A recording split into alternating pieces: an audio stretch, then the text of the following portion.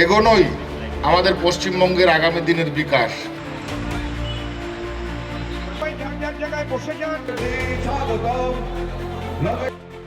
এবার বসিরহাট মহকুমার 7টি বিধানসভাতেই জয়ের টার্গেট নিয়ে কাজ শুরু করেছেন তারা, জানালেন কেন্দ্রীয় জাহাজ প্রতিমন্ত্রী শান্তনু ঠাকুর। শুক্রবার উত্তর 24 পরগনার বসিরহাট মহকুমার স্বরূপনগর ব্লকের তেঁতুলিয়ায় পরিবর্তন যাত্রার সূচনা করেন তিনি। উপস্থিত ছিলেন রাজ্য বিজেপির সাধারণ সম্পাদক লকেট চ্যাটার্জি।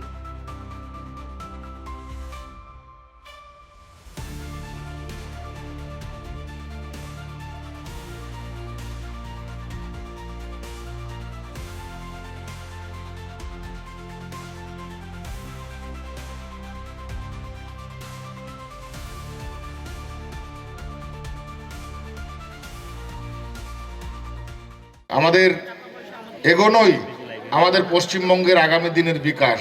তাই পশ্চিমবঙ্গের বিকাশের জন্য আমরা এই 7টা সিটকে উপহার দেবো, এটাই আমাদের টার্গেট।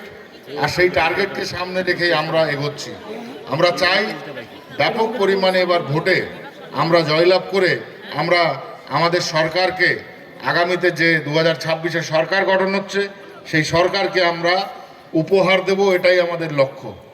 আমরা জানি বর্তমানে বাংলায় যে অবস্থা, সেই অবস্থার যদি পরিবর্তন না হয় তাহলে পশ্চিমবঙ্গ এমন একটা সময় আসতে চলেছে যেখানে আমাদের যতগুলো স্টেট আছে সর্বনিম্ন স্টেটে পরিণত হবে।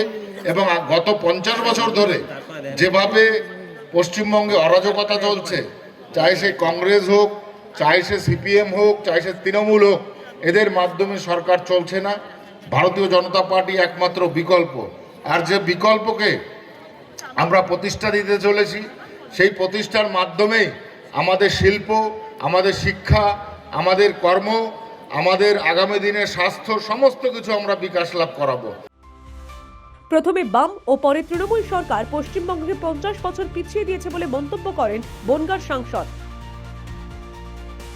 উত্তর 24 পরগনা থেকে প্রতীতি ঘোষের রিপোর্ট, দ্য ওয়াল নিউজ।